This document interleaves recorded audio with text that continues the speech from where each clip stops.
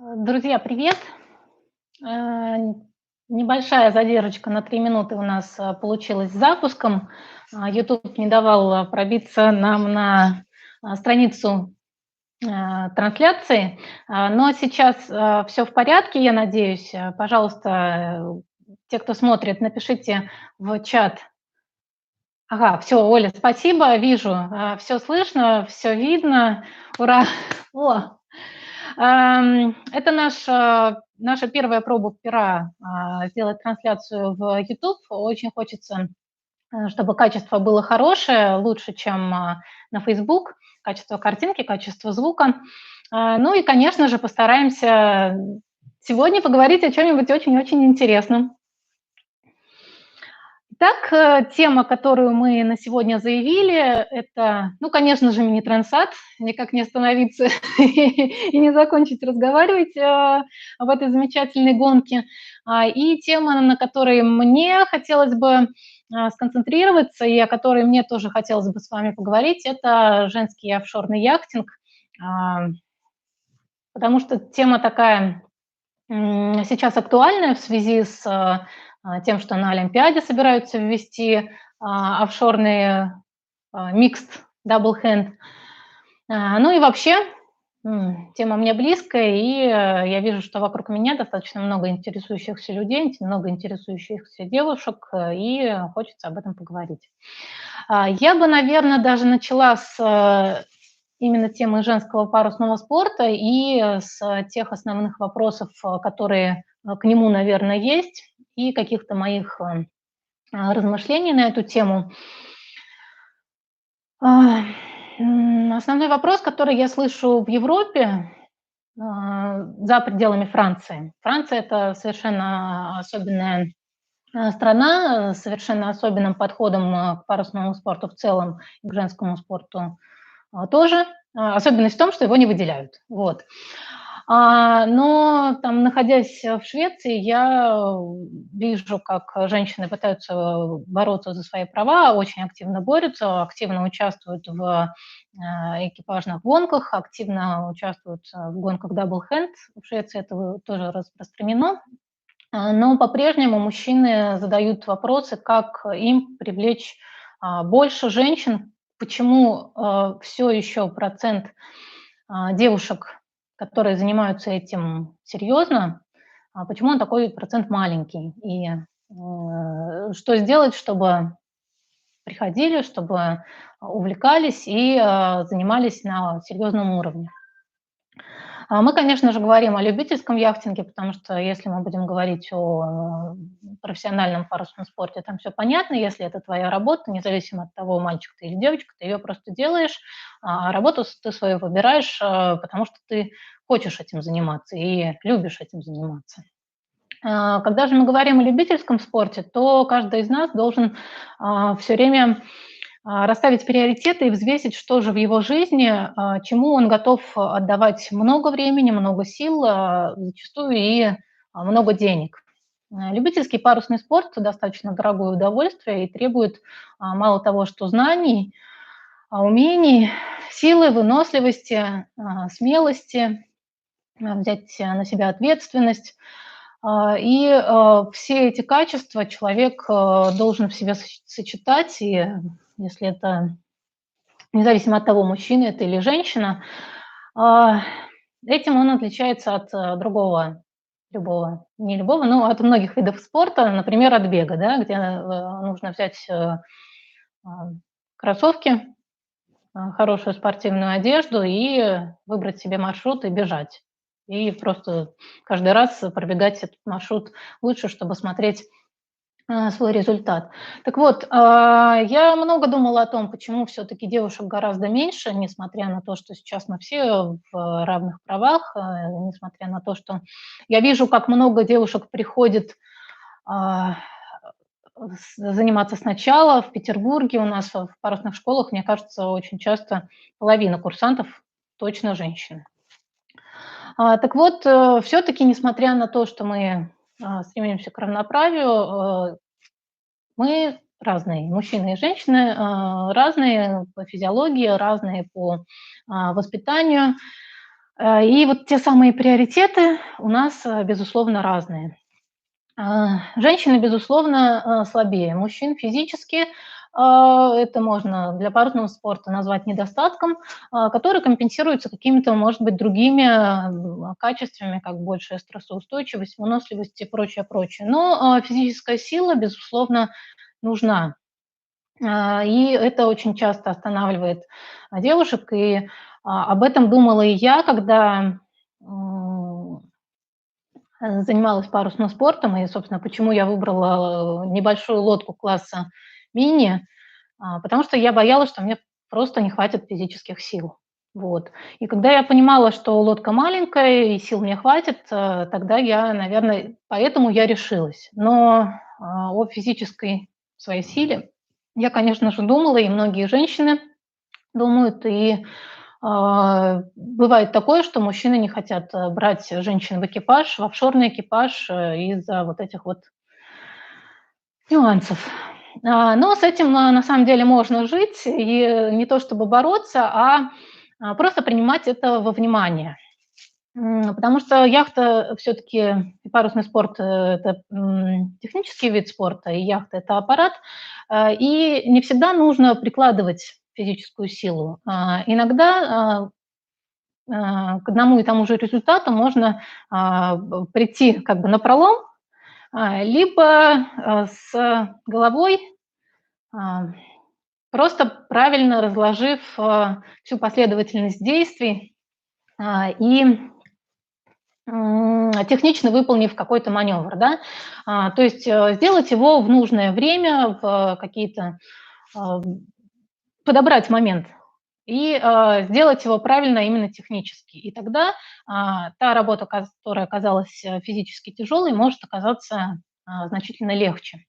Вот, этому хорошо бы учиться у тренеров, у людей опытных, как сделать ту или иную операцию на лодке. Ну и, конечно же, опыт, интернет в помощи. Если есть какие-то вопросы, вокруг всегда также много опытных людей, которые готовы помочь. Главное помнить, что практически у всего есть, а, может быть, и не очень сложное техническое решение, не требующее применения большой физической силы. Тренироваться, конечно же, нужно, потому что совсем хлюпикам на яхте не место, но сила не всегда главное. Конечно же, женщинам приходится сталкиваться с тем, что вот из-за этой, из-за более, из-за того, что мы более слабые физически, мы, может быть, иногда меньше рискуем, иногда вынуждены там убрать спиннакер чуть раньше, зарефиться чуть раньше, пока мы понимаем, что это возможно сделать с нашими силами. Может быть, увалиться под уборку спиннакера чуть-чуть больше, дать себе немножко больше времени. Конечно же, это не ставит нас в самые выгодные условия в парусном спорте, но, по крайней мере, мы точно знаем, что мы все равно можем идти, заниматься, просто принимать во внимание какие-то свои такие вот особенности. Дальше возвращаясь к приоритетам и почему, наверное, женщины не очень часто выбирают офшорный парусный спорт как свое увлечение, как образ своей жизни.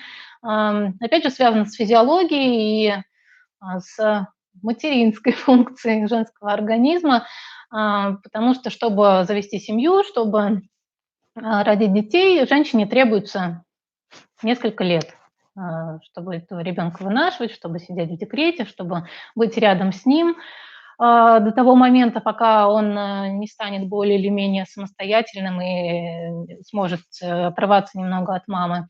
Для мужчин немножечко проще эта ситуация, он может уйти в море, а жена его на другом конце встретит уже с малышом.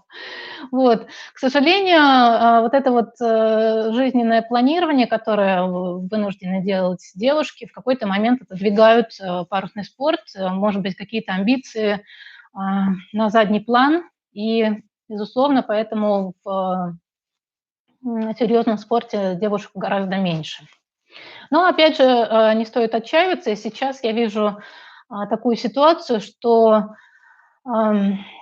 Если ты хочешь заниматься, то неважно, мальчик ты или девочка, у тебя есть одинаковые возможности, есть никто не будет стоять у тебя на пути, ты будешь точно так же уважаем и точно так же а, сможешь достичь результата. И, может быть, офшорный спорт а, на очень длинные дистанции в этом даже лучше по сравнению с техническими видами, с более техничными короткими дистанциями, потому что против физической силы можно противопоставить свой ум и стратегически, может быть, правильнее решить какую-то задачу. А, Но, в общем и целом, конечно, девушке, чтобы добиться результата, хорошего результата, чтобы бороться наравне с мужчинами, приходится, а, скажем так, брать на себя немножечко больше. Это, конечно же, факт. В олимпийском парусном спорте делят зачеты на мужской и на женский именно по физическим параметрам, потому что, чтобы откренивать, динамично откренивать и тягать шкоты, конечно же, мужчины с этим справятся лучше. Например, финн – это чисто мужской класс. Я не знаю ни одной девушки, которая ходила бы на фине, потому что он очень физически трудный. Но сейчас у нас появилась в олимпийском спорте двойка микст, и я думаю, что сделано микст обязательно не случайно, потому что, во-первых, офшорные лодки, они более сложные, они более дорогие, и если придется делать отдельно мужской зачет и отдельно женский зачет, то все это удваивается в стоимости. Это первое. Это все удваивается во времени просмотра. То есть нужно предоставить время на мужской зачет, на просмотр, на время на женский зачет, на проведение соревнований, соответственно, в двух зачетах. Ну и, может быть, потому что не в каждой стране на данный момент пока что есть девушки, которые готовы, способны выступать на длинную дистанцию офшорную. Но, безусловно, сейчас с развитием этого направления я уже вижу у нас в России большой ажиотаж, и очень многие в классе Open, вот «Силы ветра» мы позавчера говорили, хотят вести тренировки, хотят вести гонки именно в формате double hand. Это, конечно же, меня очень радует, потому что расти ты начинаешь тогда, когда берешь на себя ответственность. Взять на себя полностью ответственность в экипаже достаточно трудно. И именно поэтому это, с одной стороны, здорово ходить в экипаже, но с другой стороны, развиваешься меньше. А в двойке уже ответственность делится, ну, в идеале более или менее пополам. И, конечно же, развитие для девушек, которые займутся и будут ходить в этой дисциплине, будет прогрессировать очень, очень быстро. Во Франции ситуация такая, что, например, у нас в классе мини нету отдельно мужского и женского зачета, хотя вроде бы кто бы нам мешал, можно же, как это делается, запускают всех одним стартом, как у нас вместе запускают и прото, и серию, а потом просто на финише разделить и в результатах представить, как мальчики прото, девочки прото, мальчики серия, девочки серия.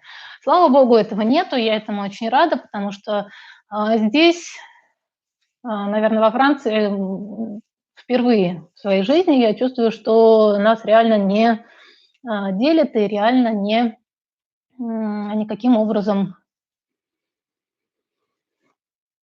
не говорят нам, что вы девочки, вы слабее. Вот, это меня радует. Мне нравится, что здесь девочек воспринимают как сильными. Мне нравится, что здесь девочки никогда не говорят о том, как им трудно, что тяжелее, чем мальчикам или что-то подобное. Просто идут и делают без лишних разговоров, просто потому что хотят. В классе мини девочек обычно 10-15%. В прошлом году из заявленных 90 лодок в начале девочек было 8. Это было достаточно мало, потому что я помню, что в предыдущие годы я считала, там было 15 девчонок. Ну, так или иначе, в активном сезоне всегда есть девчонки, которые гоняются, которые ходят, и которые ходят на высоком уровне. В 2017 году Кларис Кремер была второй в Трансате с не очень большим отставанием от первого места от мальчика. Вот, поэтому для меня здесь, во Франции, вот эта ситуация очень радостная. И вообще мне нравится то, что девчонки сейчас развиваются. И я знаю точно и своим примером хотела бы показать, что это возможно, что это работает. Все дело только в вашем желании. Если, ребята, у вас у кого-то есть вопросы на тему именно женского яхтинга, то готова их прочитать, готова на них ответить сейчас или в любой момент, потому что потихонечку переходим уже к мини-трансату, и у меня есть целый список вопросов, на которые я сегодня хотела бы ответить, которые я получила от Оли и от наших будущих, а теперь уже настоящих слушателей. Хотела бы я в команду «Микс на Олимпиаду». Это такой вопрос, на самом деле, не очень простой, потому что, с одной стороны, Олимпиада – это очень круто, и, наверное, сейчас может предоставиться возможность чуть ли не единственный раз в жизни обычному человеку поучаствовать в Олимпиаде, потому что команд и людей в сборной России, насколько я знаю, я не буду утверждать, это немножко не моя специфика, но если сборная гонялась на протяжении стольких многих лет только на шверботах и на небольших килевых яхтах типа Инглинга, на очень короткие дистанции, на ультракороткие дистанции, то просто нету ребят с тем опытом, который нужен на длинную дистанцию. Там помимо техники, которую нарабатывают во время постоянных тренировок сейчас наши сборные, там нужны немножко другие вещи, там нужен огромный опыт, стратегия, нужно понимать погоду, нужно, в общем, нужно пройти то обучение и тот опыт, который вот так вот быстро, к сожалению, не набрать. Вот, и опять же хотела бы я, не знаю, потому что мне кажется, что вся эта олимпийская история, она немножечко политичная и немножечко потеряла свой первоначальный смысл. Изначально Олимпиада была для любителей, сейчас, безусловно, ребята, которые там выступают, это профессионалы или та молодежь, которая в конце концов станет профессионалами. Вот, поэтому не могу сказать.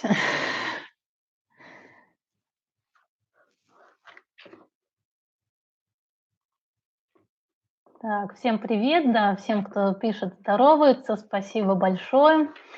Так, ну ладно, давайте тогда будем продолжать.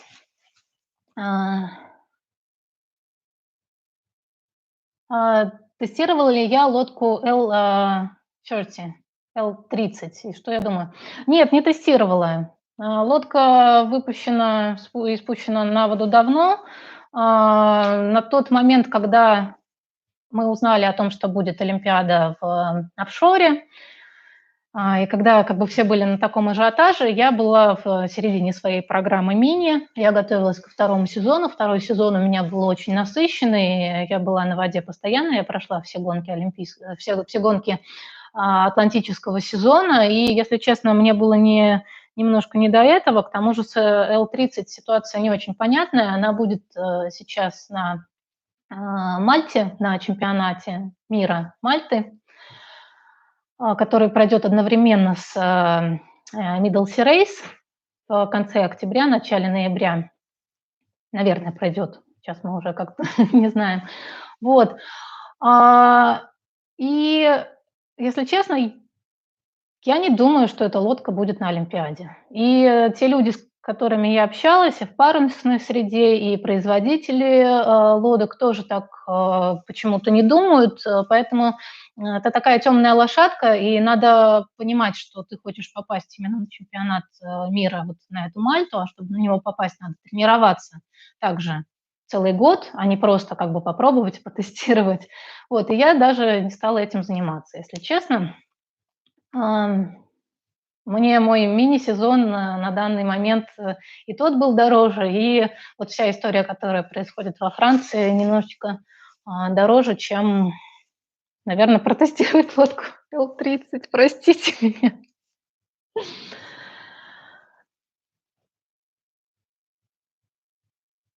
Насколько критична спонсорская помощь?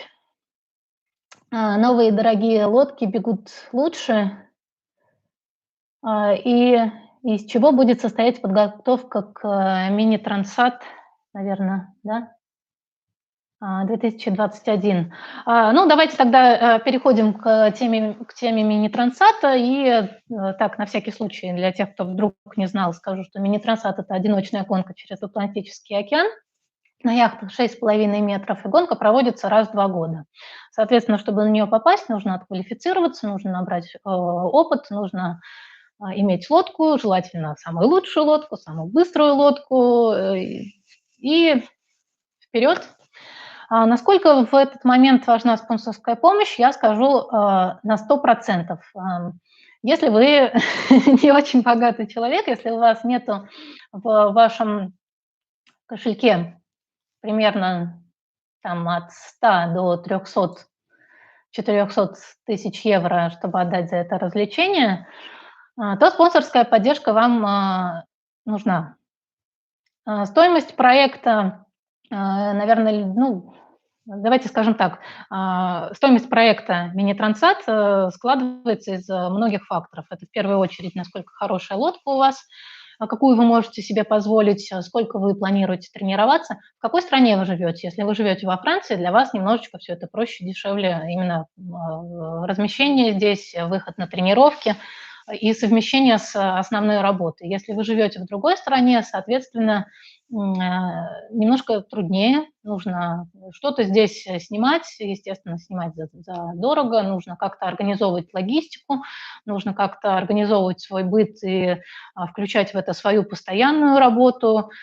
И, опять же, изучать, вот как я приехала во Францию, мне пришлось с самого начала изучить и понять, где что, куда мне идти, с какой проблемой, где какой магазин, к кому можно обратиться, кто мне поможет, за сколько и за какое время. Мне приходилось полностью как бы всю инфраструктуру вокруг на своем опыте изучать, и это, конечно же, требует большого времени. Я свой проект, так вот, стоимость проекта, ну, наверное, минимально для иностранца на недорогой лодке – это около 100 тысяч за 2 года, включая мини-трансат, все квалификации, все гонки, логистику и прочее, прочее, прочее. И стоимость может быть неограниченная, если у вас суперкрутой прото. Ну, давайте скажем, что в общем и целом можно и за 200, и за 300, и за 400 тысяч сделать такую программу. Для меня помощь спонсорская была абсолютно необходима, потому что я начинала с нуля, не имея никаких финансов, имея только свою зарплату и имея работу, которую мне нужно было сохранить, чтобы иметь хоть какую-то стабильность в жизни и понимать, что просто, что я не окажусь в какой-то момент на улице без денег. И моими спонсорами стали компания, в которой я работаю, наш партнер во Франции и также один из меценатов, большое ему спасибо, который просто в самом-самом начале пожертвовал мне такую сумму денег, которой мне хватило на то, чтобы сказать себе: «Да, я это делаю, у меня сейчас есть минимум финансов на это, я ввязываюсь, а дальше посмотрим». Вот, и дальше, конечно, подтянулись и другие спонсоры, помощники, и мне удалось завершить свой трансат. Мне пришлось на последнем этапе прибегнуть к краудфандингу, но также мы старались этот краудфандинг сделать таким, чтобы люди, которые пожертвовали деньги, которые в нем участвовали, получили что-то взамен, что-то важное им. Вот, поэтому очень большое внимание было уделено разработке мерча, сувениров и тех вещей, которые мы можем дать взамен. И опять же, огромное внимание было на то, чтобы рассказывать об этом, на то, чтобы быть на связи и сделать этот проект таким вот как бы народным, общим и, ну, уютным, домашним, нашим, как бы как команда, как большая команда от страны Россия вместе со спонсорами, с нашими подписчиками, с теми, кто поддерживает, с друзьями, с технической командой. Вот, это получилось, и это было очень здорово. Ребята, всем вам большое спасибо. Так, это я ответила на вопрос по поводу стоимости. Сейчас полистаю комментарии. Так, пока новых комментариев нету, значит, идем по программе, по нашим вопросам. Как вообще пришла идея пойти в мини-трансат и сколько времени прошло от идеи до старта? Я не помню, где я узнала о гонке мини-трансат, но, как я уже сказала, когда я узнала, что есть такие яхты, которые гоняют в одиночку через океан, что они маленькие, что вроде бы бюджет, он хоть и большой для обычного человека, как я, но он не кажется, знаете, с каким-то там, точно нет, точно не мое. В принципе, он подъемный. В принципе, как бы ты думаешь, что, наверное, так или иначе, если сильно поработать, если постараться, то можно найти эти финансы, можно найти тех, кто поддержит.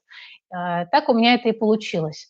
Но я была в большом заблуждении, когда свой проект задумывала. Мне казалось, что вот есть двухгодичный период между гонками, и на тот момент, когда я так или иначе решилась, а это был совершенно определенный момент, то есть я сказала себе, что вот я думаю об этом, разговариваю с разными людьми об этом чуть-чуть, больше в голове кручу, надо мне это или не надо, смогу я или не смогу.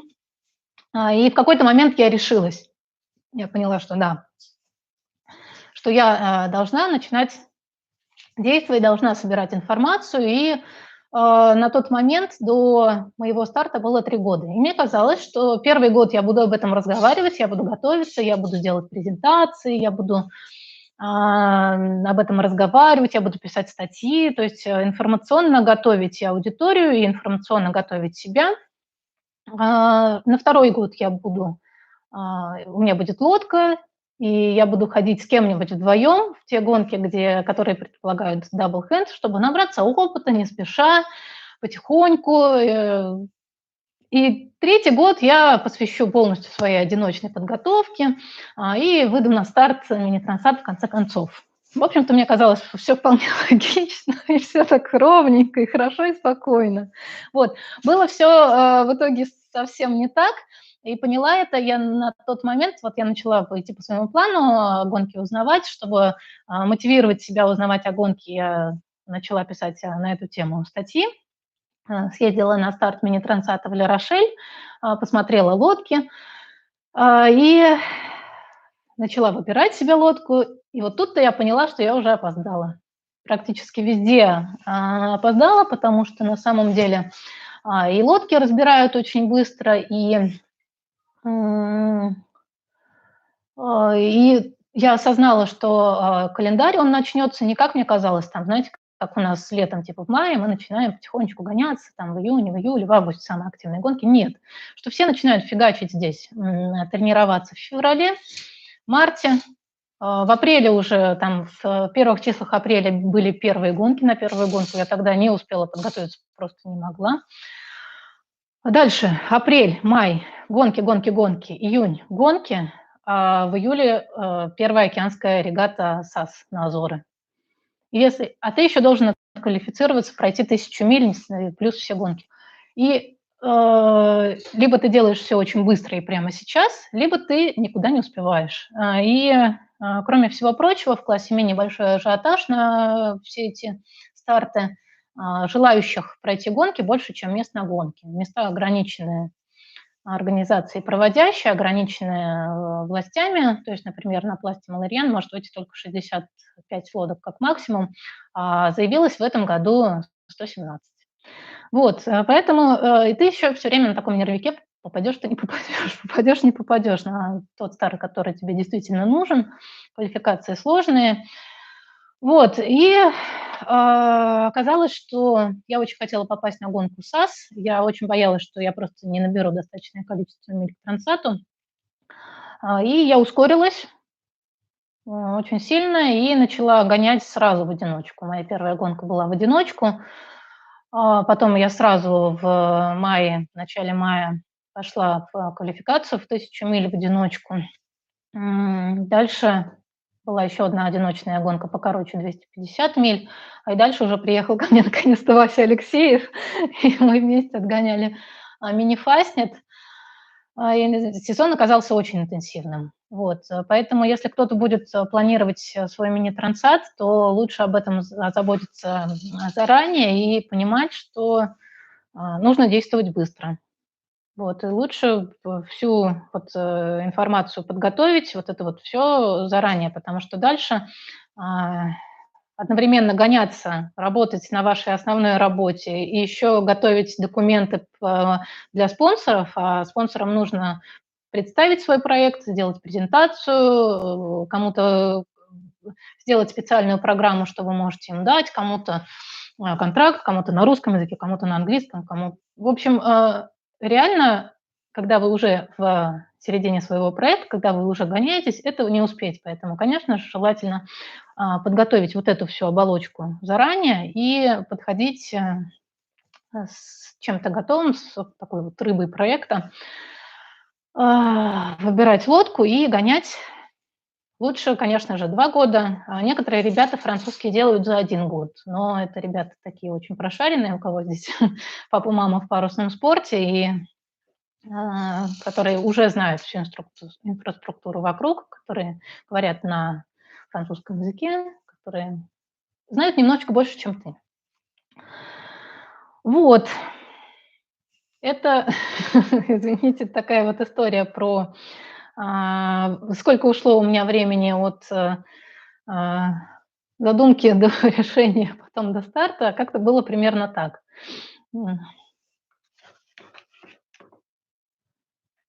Из чего будет состоять подготовка к мини-трансату 2021? По сути, это все то же самое.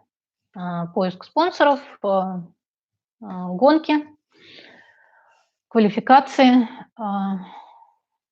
Нужно квалифицироваться лодка плюс человек, поэтому набирать количество миль в гонках нужно на той лодке, на которой потом выступаешь на мини-трансате.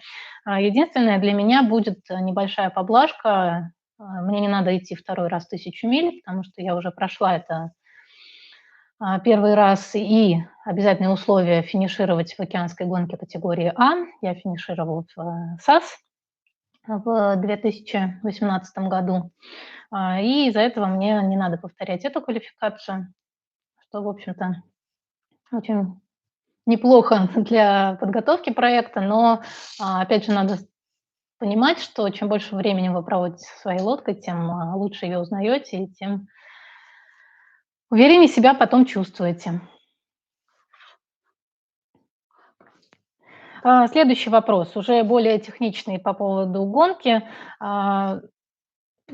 Все мы уже знаем, что нам на яхтах разрешена минимальная электроника и запрещена любая связь с землей. Мы не можем пользоваться картлоттерами, мы должны пользоваться только бумажными картами. Из связи имеем только VHF-рацию, и любая спутниковая связь с землей запрещена. Как с этим быть и что делать в нештатной ситуации?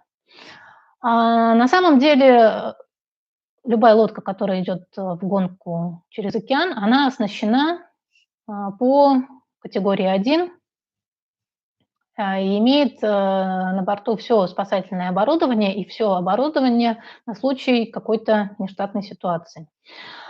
Самое плохое, что с нами может произойти, это нам по какой-то причине нужно покидать яхту.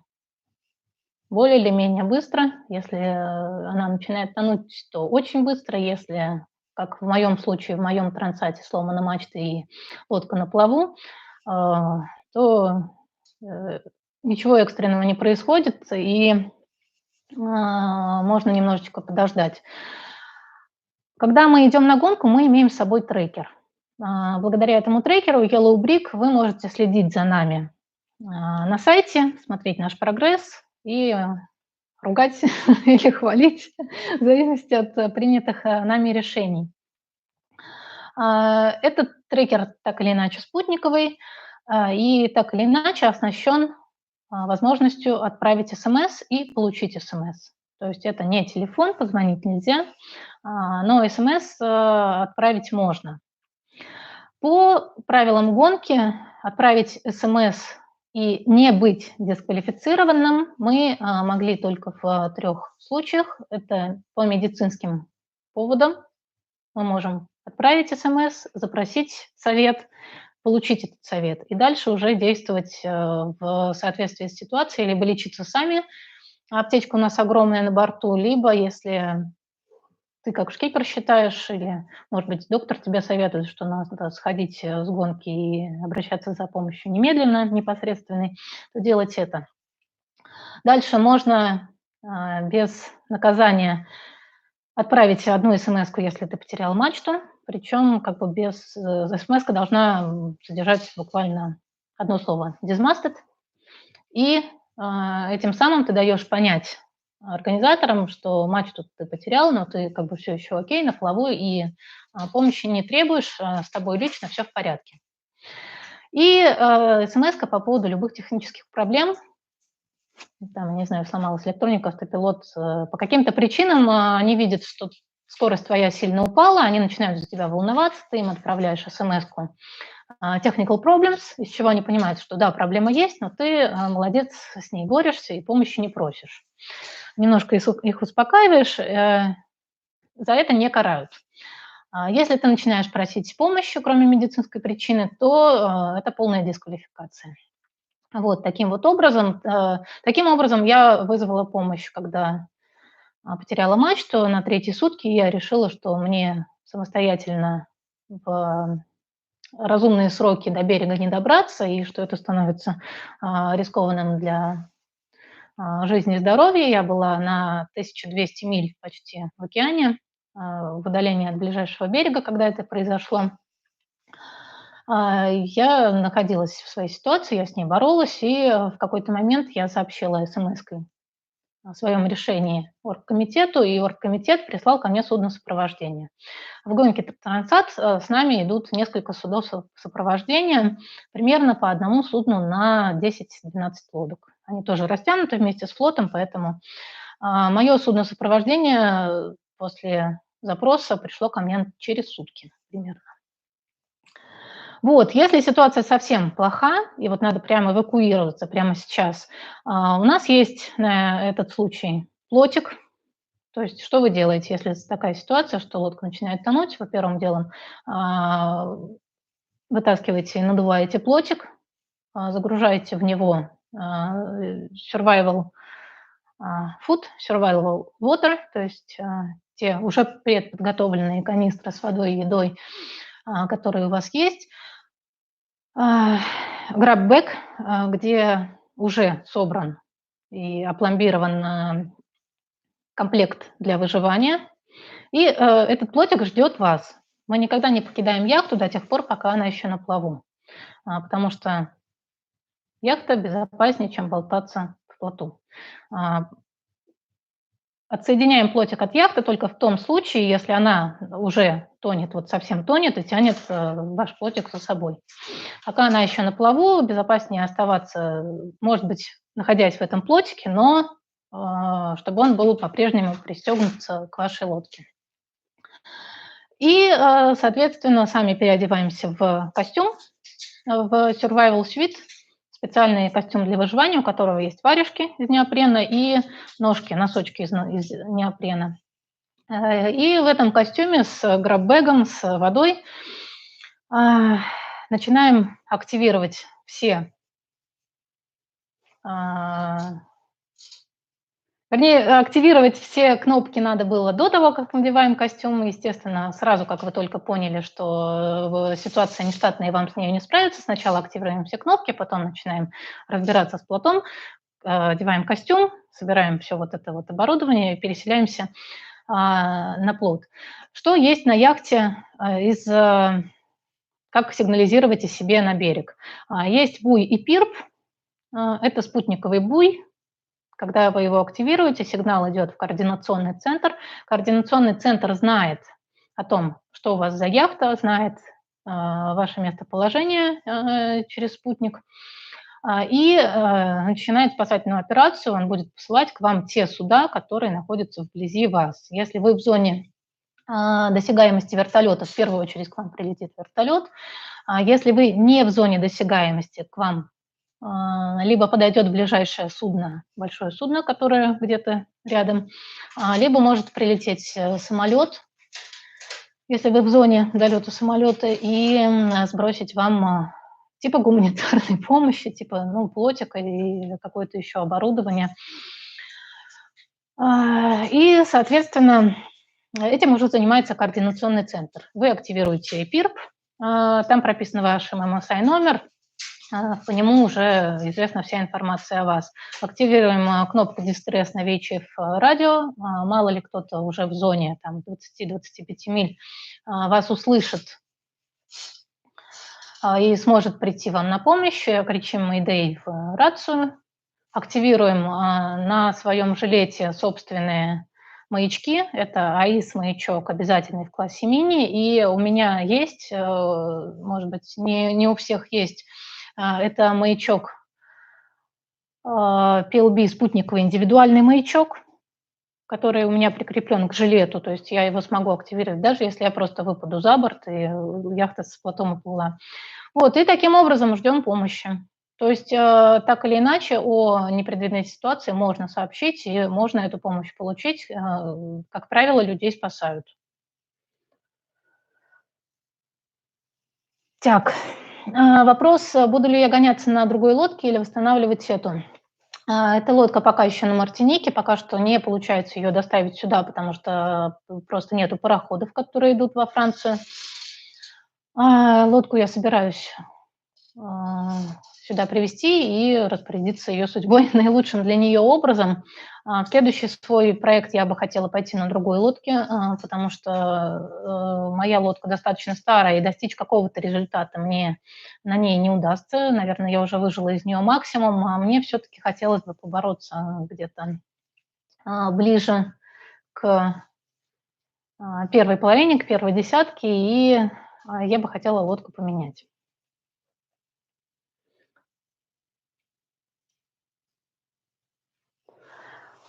Вот. Дальше. Теперь поговорим немножечко вот о каких-то бытовых вопросах. Вопрос был по поводу воды. Вода у нас запас или опреснитель? На минике вода всегда запас, причем нас лимитирует, мы не можем взять больше, чем предписано. Это связано с тем, что воду мы используем в качестве откренки. И самое главное не то, что мы воду используем, а то, что те емкости, которые мы имеем на борту, те канистры, которые мы можем заполнить водой соленой и ее слить. Поэтому максимальный объем емкости и воды на старте лимитирован. Для разных гонок это будет разный лимит. Но вода всегда есть в достаточно большом запасе, то есть не бедствуем, вообще не бедствуем. Вот. По поводу еды. Как выглядит суточный рацион питания? Я вообще заметила, что на минике мой рацион питания становится достаточно однообразным, то есть мне просто не хочется каких-то других вещей, и очень регулярным, если это долгая гонка, я прихожу в какой-то очень правильный для моего организма баланс. Но если гонка короткая, там, допустим, 250-300 миль, то все обстоит совсем по-другому. В короткой гонке спать получается мало, потому что все время приходится огибать какие-нибудь знаки, все время следить за обстановкой. Это все происходит более или менее вдоль берега. Рядом вокруг куча соперников, куча рыбаков, куча каких-то других судов, и постоянно надо быть на стреме, и не удается нормально ни поесть вовремя, ни поспать, потому что твоя еда может произойти только тогда, когда ты сделал все остальное, идешь в безопасности с хорошо настроенными парусами. Бывало такое, что на протяжении там многих часов, десятков часов ты постоянно занят и поесть просто не успеваешь. Ну, какой у меня основной рацион питания суточный? Я имею с собой пакетик еды, либо стерилизованный, либо сублимированные. Вот эта вот сублимированная еда, я стараюсь брать не очень большие пакетики, потому что большой мне просто за один раз не съесть. Энергетическая ценность этого пакета 600 килокалорий. Такой я съем там один раз, скорее всего, где-то, ну, в зависимости от того, как мне удается питаться, много у меня времени или нет. В длинной гонке я его съем где-нибудь вечером. Дальше на перекус у меня бывает растворимый суп или что-то такое не очень большое, что можно съесть теплым, развести, съесть теплым. На завтрак я возьму йогурт питьевой, с удовольствием его съем. Обязательно будут фрукты. Я беру всегда с собой на одни сутки 1 апельсин, 1 яблоко. Здесь у меня груша, но беру я яблоко, потому что именно эти фрукты легко сохраняются, даже если их пинать.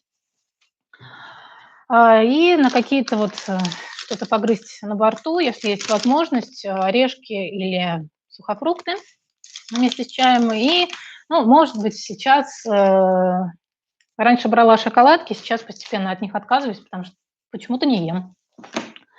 И, конечно же, вода. Я обычно потребляю примерно 1,5 литра в сутки. И какой-нибудь либо сок, либо лимонад, то, что приятное на вкус.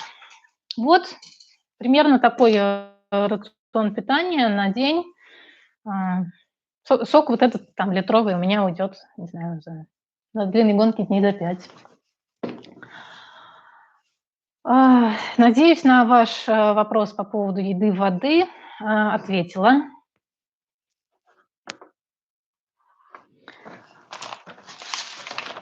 Так, вопрос, будет ли новая лодка протиком? Да, пока мы говорим о прото, но сами понимаете, что сейчас все встало, и ситуация очень трудная. Подписать контракт я еще не успела, поэтому стараюсь об этом особенно не говорить, не люблю впустую сотрясать воздух, поэтому стараюсь говорить о тех вещах, которые уже точно произойдут, в которых я уверена.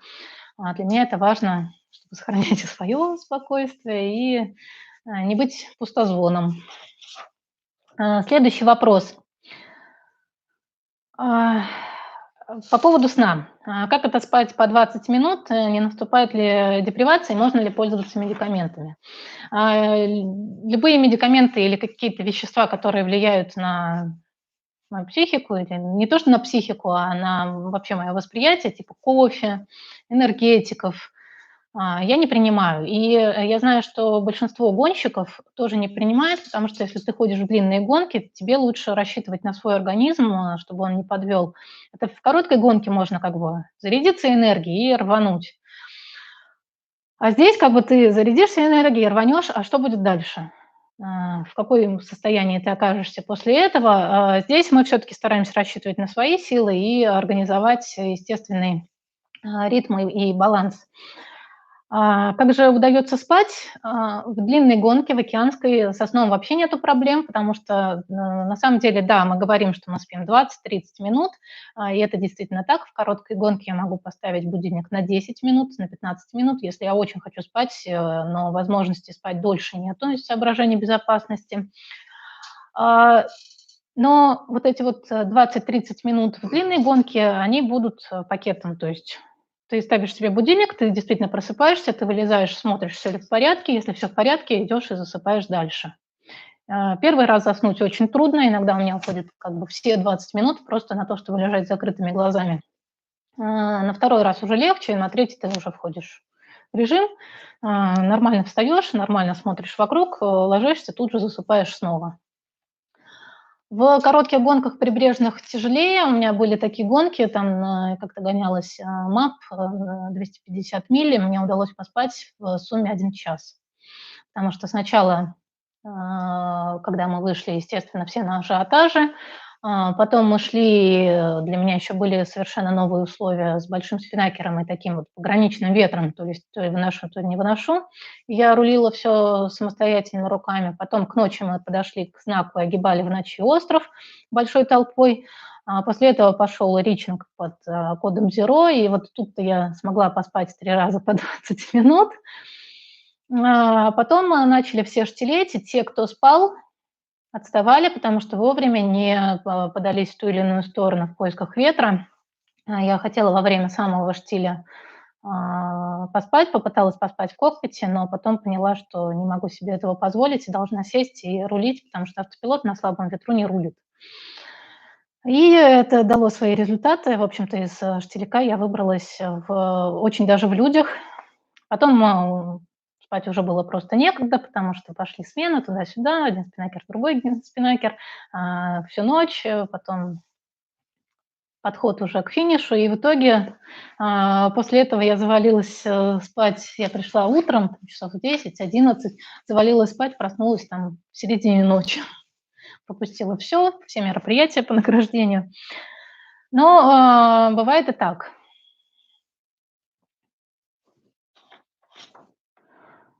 Что делаешь, чтобы не потерять связь с реальностью, когда много часов и дней одна в монотонной рутине? Пою ли я песни, разговариваю ли я сама с собой?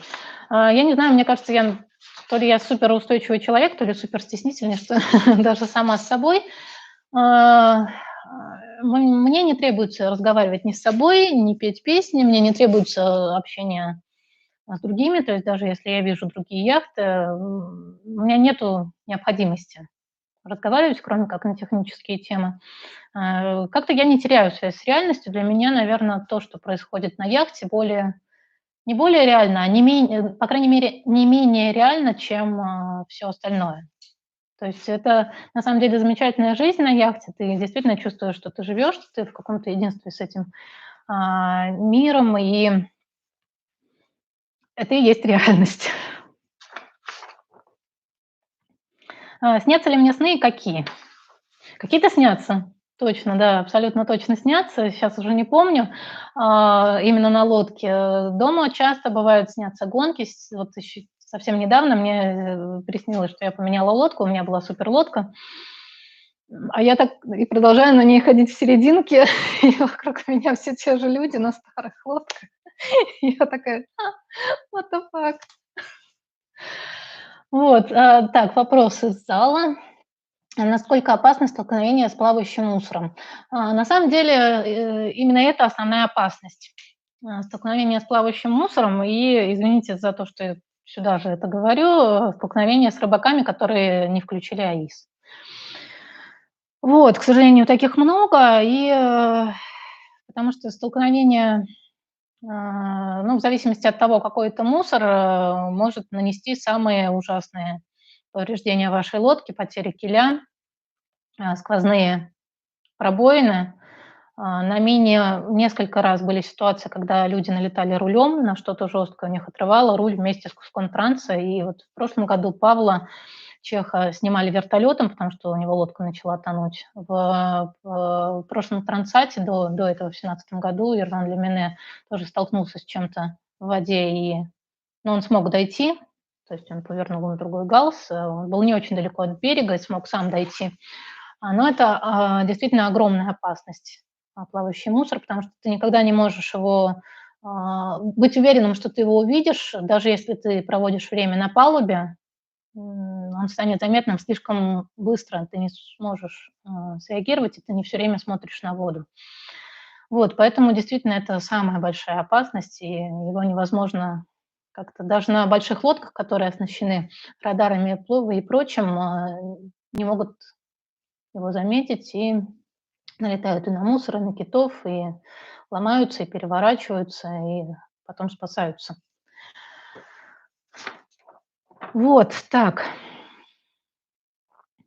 Использую ли я какие-то практики для настройки и концентрации, когда чувствую усталость? И что для меня первые красные флажки, что пора отдохнуть и переключиться? Я стараюсь вообще себя не доводить до сильной усталости, потому что я действую по правилу мини, что ты начинаешь отдыхать в любой момент, когда ты вот сделал все вокруг, тут же начинаешь отдыхать, независимо от того, устал ты, не устал, потому что в следующий момент может оказаться, что времени на это уже не будет. Вот. Практики я на данный момент никаких практик я не использую, я просто стараюсь слушать свой организм, ну, достаточно внимательно к нему относиться, и свой день немножечко разбивать. То есть я как человек опытный, зная ветровые условия на ближайшее время, я могу предположить, когда мне придется точно быть на палубе, нести вахту и серьезно поработать, а когда у меня будет время отдохнуть, и поэтому я стараюсь вот как-то запланировать немножечко. Но бывают ситуации, когда, вот как я рассказывала, действительно поспать не удается, но в короткой гонке ты себя просто уговариваешь, что надо вот сейчас выложиться, и скоро уже финиш. Следующий вопрос.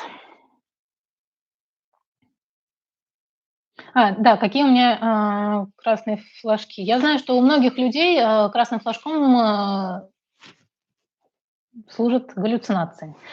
Очень многие рассказывают, что испытывают галлюцинации, видят, слышат разное в океане. Я с этим не сталкивалась, и очень многие связывают галлюцинации именно с переутомлением, с усталостью. То есть для них вот это такой вот маркер. У меня, когда начинают слипаться глаза, вот когда я сижу за рулем, и я знаю, что мне надо рулить, но у меня сами глаза слипаются, для меня вот такой вот, наверное, красный флажок. То есть я просто начинаю засыпать на ходу. Это точно значит, что мне надо пойти и постараться отдохнуть.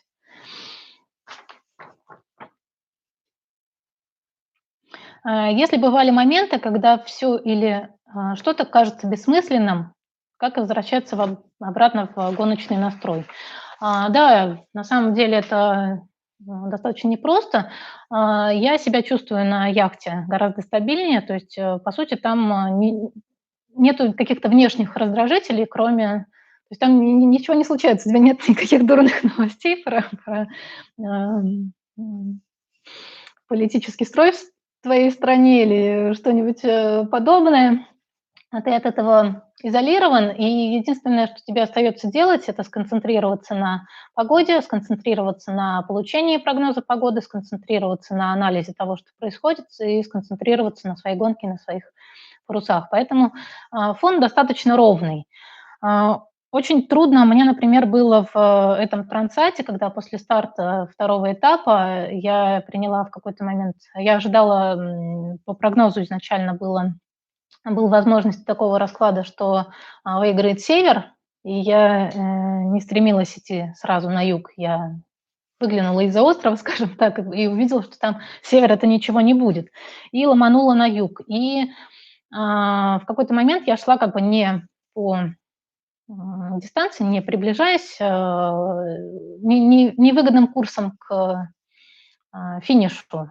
И те лодки, которые шли более северные, но более выгодные, они были впереди, и я была вот в самом хвосте, и я помню, там вообще в хвосте. Настолько в хвосте, потому что нам передавали информацию, у кого какое удаление от финиша. То есть ты не знаешь, где он там с севера, с юга, но ты знаешь, сколько миль ему из его точки по прямой осталось. Вот, и мне было очень трудно слышать, но я продолжала фигачить туда вот на юг, пока не посчитала, что дошла до той точки, когда я поворачиваю и иду, и пытаюсь наверстать. Шла я туда на юг, блин, достаточно долго, там 2 суток, наверное. Но я знала в этот момент, что то, что я сейчас проваливаюсь по результатам, я потом буду настигать долго, но буду настигать. Вот, но, безусловно, в какой-то момент тебе кажется, что вдруг ты настолько сильно как бы неправильно принял решение, так провалился, что вообще, ой, не спастись уже никогда. И, конечно, я просто стараюсь себя уговаривать вот каким-то своим опытом, потому что эти решения были сделаны не спонтанно, они были сделаны все-таки на основе моего анализа, на основе моей стратегии, на основе того, что у меня есть идея по этому поводу.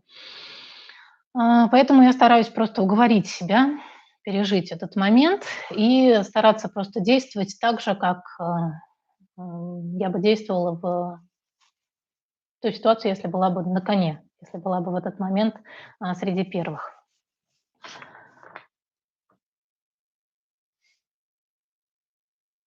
Если бы я могла что-то изменить в прошлом, связанном с парусом, гонками и моими тренировками, что бы это было?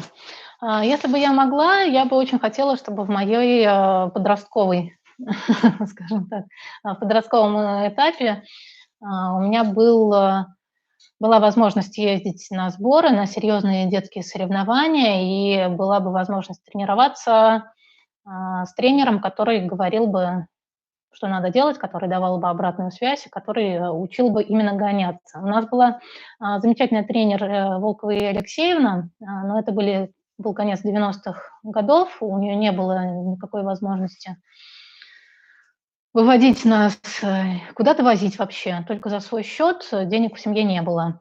Или ее катер был в таком раздолбанном состоянии, что если она на нем выходила, она не знала, сможет ли она, если мотор заглохнет, сможет ли она вернуться обратно, и сможет ли она помочь детям, если они окажутся где-то вдали от берега, в беде, просто ее катер не позволял этого. Поэтому мы гонялись в речке напротив Ризолита в Санкт-Петербурге, всегда по одной и той же дистанции, и Алексеевна из-за того, что нас было очень много, и у нее было очень много новичков, она была вынуждена следить за нашей безопасностью в основном и учить первым шагам.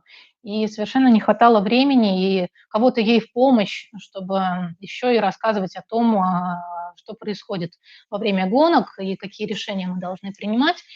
Этому мы были вынуждены учиться сами. Поэтому мне бы очень хотелось, может быть, вернуться назад и получить опыт настоящих тренировок. И, конечно, очень хотелось бы, чтобы мини-трансат в моей жизни случился раньше, чем сейчас.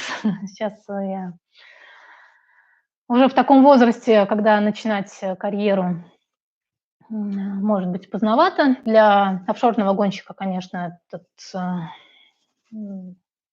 порог дальше. То есть офшорные гонщики в целом старше, чем иншорные, давайте скажем так. Вот. Но, конечно же, мне бы очень хотелось, чтобы я получила этот опыт раньше, потому что это на самом деле очень много изменило в моей жизни сейчас. И чем раньше эти изменения во мне произошли бы, тем, может быть, лучше было бы. Хотя, с другой стороны, жизнь мне и так интересная была и до этого, и есть и сейчас, поэтому особо ни о чем не жалею.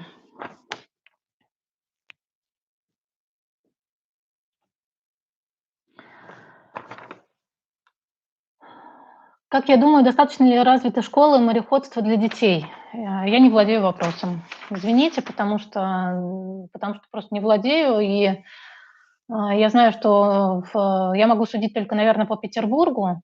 В Петербурге школ стало больше. Сейчас появилась бесплатная школа «Крестовский остров». Но опять же, я-то могу сравнивать только с теми годами, в которые я ходила. Это были там конец 90-х, когда просто матчасти не было и возможности не было. Тогда спорт как раз умирал, сейчас он возрождается. Я вижу огромное количество материалов в интернете об том, как проводятся детские соревнования, но я также понимаю, что там есть благоприятные районы, исторически благоприятные, где есть сильные тренера, сильные гонщики, а есть другие районы, где важно, чтобы детишки хотя бы просто выходили в море и приобщались к морскому делу, парусному делу. Очень хотелось бы, чтобы было больше возможностей. Не могу оценить ситуацию на данный момент, но хотелось бы, чтобы возможность всегда была. Какие мысли о будущей тренерской работе в Питере? Я не тренер. Знаете, чтобы быть тренером, наверное, нужно быть тренером, и это не значит, что каждый гонщик хороший тренер, тем более, что каждый хороший гонщик тренер. Наверное, тренера самые лучшие вырастают из середнячков, которым приходилось очень много трудиться и очень много перелопатить материала, чтобы пытаться добиться результата. Если гонщик действительно талантливый и просто чует, но не может объяснить, что он чует и как это происходит, то, может быть, и тренер из него выйдет не такой хороший, как из того, который был вынужден реально продумывать Вот. Я сама, у меня у самой есть работа, любимая работа, хорошая, и которой мне нравится заниматься. И пока я парусный спорт для себя рассматриваю как любительский, и а, просто хочу делать хорошо то, что я делаю. Вот, на Рыбинке хорошая школа, говорят. Часто берут призы на всероссийском уровне. Очень рада за Рыбинку. Действительно, очень здорово. И я знаю, в Москве хорошие школы и хороших тренеров, и в Питере, и в Таганроге. В общем, мне кажется, что как раз с детским парусным спортом у нас в России не так уж плохо, несмотря на то, что мы все-таки, ну, скажем так, не имеем таких же возможностей и такой же культуры, как та же Франция, которая находится на океане, у которой как бы, все на воде, дети, и взрослые, и спортсмены, и любители. Так, ну, последний вопрос из моего списка, что раз уж мы про женский яхтинг, какой совет я могу дать девушкам, которые только начинают парусный спорт? Я бы, наверное, дала совет найти правильный экипаж. Это очень важно, чтобы в этом экипаже вам давали реализовываться. А, Брать на себя инициативу, брать на себя ответственность, потому что так или иначе все это сводится, крейсерский спорт, к вопросу ответственности. Ты ее готов на себя взять или ты ее не готов на себя взять. Вот, мне очень повезло ходить в экипаже Васи Алексеева, когда я начала ходить на квартете, на четвертонике, когда мне было 15 лет. И мне очень хотелось развиваться. Вася очень много рассказывал о парусном спорте, то есть он как бы прям вкладывался в развитие членов своего экипажа. Вот, а мне очень хотелось, мне вообще все хотелось тогда. Вот, поэтому я задавала кучу вопросов, он с удовольствием все это рассказывал. Я постепенно начинала брать на себя все больше и больше ответственности. И, первый свой самостоятельный выход в качестве капитана, дальний поход, со шлюзами на Онегу. Надо было пройти, а, срубить мачту, пройти Неву, поставить мачту, пройти под парусами Ладогу, потом, войти под мотором в Свирь, пройти 2 шлюза в Свири, выскочить в Онегу, и пройти в Онеге, до Петрозаводска. На 3,5 суток без остановки развлечения.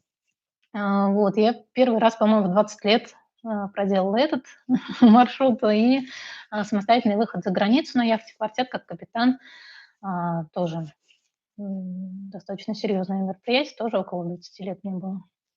Вот, поэтому очень здорово, если, девушки, рядом с вами есть люди, которые в вас верят и которые дают вам эту возможность развиваться, вы, в свою очередь, не бойтесь спрашивать, это очень важно, не бойтесь задавать дурацкие вопросы поначалу, потому что на самом деле дурацких вопросов не бывает. Если он у вас есть, значит, его надо прояснить. И ну, грубо говоря, каждую возможность использовать для того, чтобы развиваться. То есть, если после гонки есть какой-то небольшой перегон домой-обратно, там полчаса, час вы идете обратно, попросите руль, попросите кого-то сесть рядом с вами, объяснить, попросите поставить вас на какой-то следующей тренировке на новую позицию. Не обязательно на пианино, как это обычно с девушками происходит, попросите там, может быть, не в самый сильный ветер, а в более слабый ветер подергать шкоты. Попросите кого-то опытного помочь вам с настройками, чтобы рассказали и показали на хорошем парусе, как должна выглядеть задняя шкаторина у стакселя, у хорошо настроенного. Попросите подергать спинакер.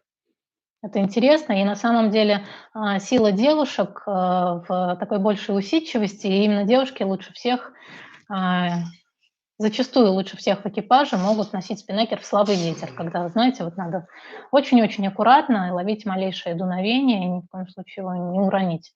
У нас на четвертониках лучше всего с этим справлялись девчонки. Как лучше, одной или в команде? Мне очень нравилось ходить в команде, мне очень нравится ходить одной. Прям я не могу пожаловаться, что мне там в команде меня притесняли или мне было плохо, нет. Но когда я начала ходить одна, я поняла, что вот это прям мое. Но это индивидуально, это очень личное.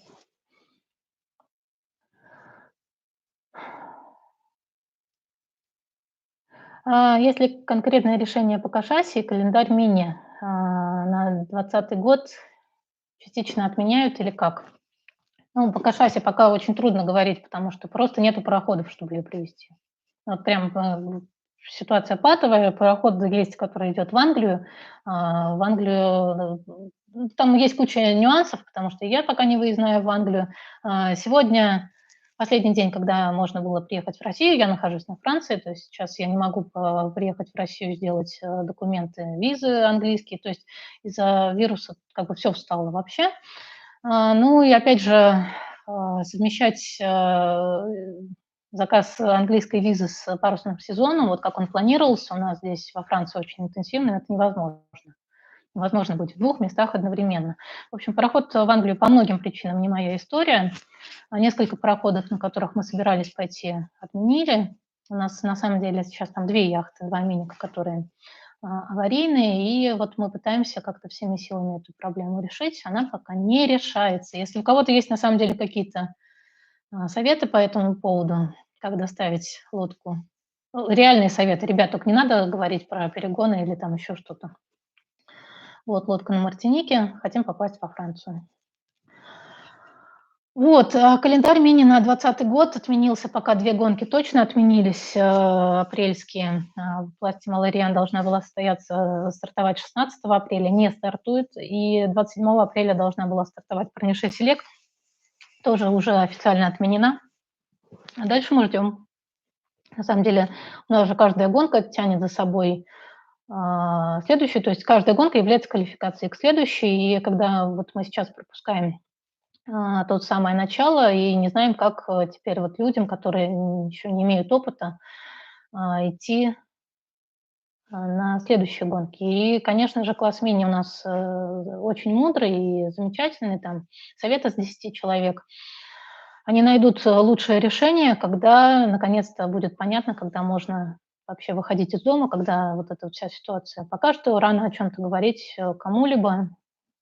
Все мы переживаем, но стараемся не вешать нос и двигаться вперед, кто как может.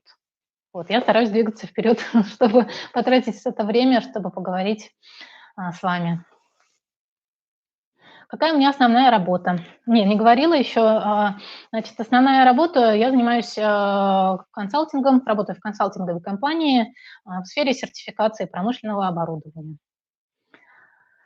Мы работаем с большими проектами, в основном с иностранными клиентами, и моя задача быть своеобразным гидом,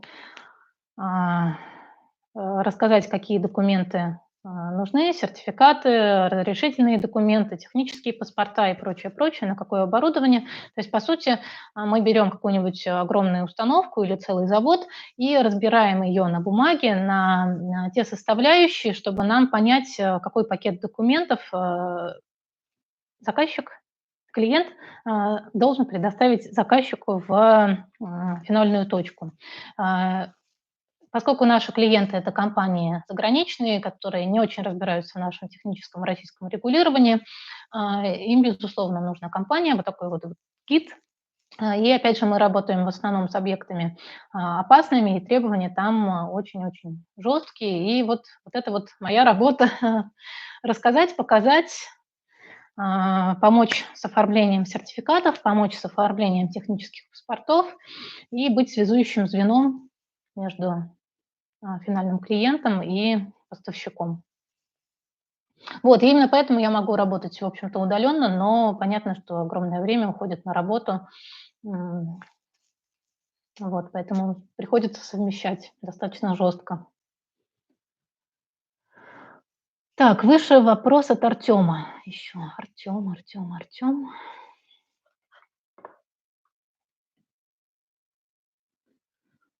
Предположим, я любитель, но никогда не ходил соло. Имеет смысл начинать? Мне 38, или уже не стоит? Мне кажется, всегда можно начинать. Я начала ходить, мне 35, вот в этом году будет 36. Я начала ходить соло Ну, 2 года назад. Меньше чем, 2 года назад я первый раз вышла в одиночку на своей яхте. Так что я думаю, что, конечно же, надо. По-моему, Честер начал ходить в 50, что ли. Ну, в общем, слава богу, офшорный парусный спорт хорош тем, что никогда не поздно. Вот, то есть вы не олимпиец, вам, не нужно, а, быть накачанным, жать сколько-то там пресс. Здесь все немножечко по-другому устроено. Если есть уже какой-то опыт, в парусном спорте, если понимаете, как, устроены яхты, как они ходят, и есть какой-то опыт управления, то почему бы и нет? У нас много в классе мини, на самом деле, класс очень молодой, у нас много гонщиков молодых, но также у нас есть гонщики возрастные. Самому старшему в мини-трансате этого года, прошлого года, естественно, во время самого трансата исполнилось 65. И, в общем-то, у нас достаточно много таких ребят, которые наконец-то, ну, как-то уже приведя свою карьеру в порядок или, наоборот, отказавшись от каких-то своих амбиций, там, лет в 40, решили, наконец, осуществить свою мечту. 40, 45, 50 кто-то лет. И начать заниматься, идти по этому пути.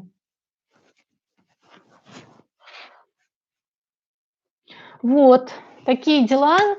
Если есть еще вопросы, прям срочно, прямо сейчас отправляйте.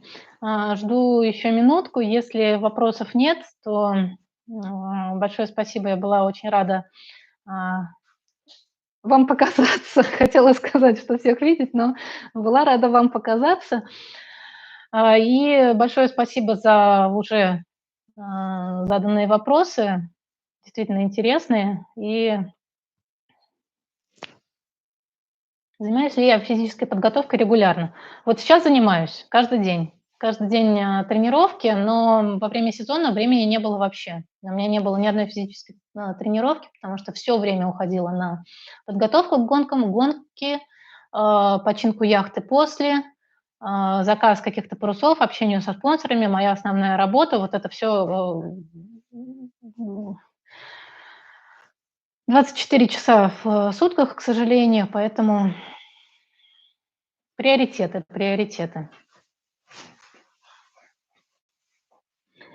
Ребят, спасибо. Оля, спасибо тебе большое за эту возможность. Я напомню, что мы были в прямом эфире, можно сказать, совместно с яхтенной компанией Go Sail With Me на моем канале. И очень рада была всех услышать, всех увидеть, всем показаться. И до новых встреч. Подписывайтесь, смотрите наш канал. Я постараюсь делать какие-то интересные видео и рассказывать о том, что происходит. Когда следующая встреча? Следующая встреча, ну, я постараюсь. Знаете, на самом деле готовить видео, трансляция – это очень круто. Если какая-то из компаний захочет провести трансляцию, я с удовольствием. Желательно на моем канале, чтобы я могла это сохранить себе здесь, как этапы пути. Подготовка видео занимает огромное количество времени пока что. Я вот взялась развивать свой YouTube-канал и делать интересные материалы. Первое же 7-минутное видео-анонс я готовила 2 дня. 2 дня ушло на то, чтобы как бы все снять, смонтировать, потом все это ну, подобрать куда-то что-то, какие-то логотипы, списаться с организаторами соли, с силой ветра, со всеми подобрать время, чтобы это все в итоге как бы добралось до конечного результата, а потом, чтобы этот результат везде во всех соцсетях транслировать, это видео об этом рассказать. В общем, 2 дня, 7 минут, 2 дня работы. Вот, я надеюсь, что у меня получится ускориться и в следующих материалах рассказать интересные истории и сделать это уже быстрее. Поэтому, да, извините меня, если будут задержки, потому что работа, и я стараюсь все сделать наилучшим образом наше видео. Вот. Спасибо, ребят. Все, на этом заканчиваем. 1:20. На этой оптимистичной ноте заканчиваем. И всем успехов на воде, и всем take care, stay safe, stay at home. Пока что так. Давайте, пока-пока.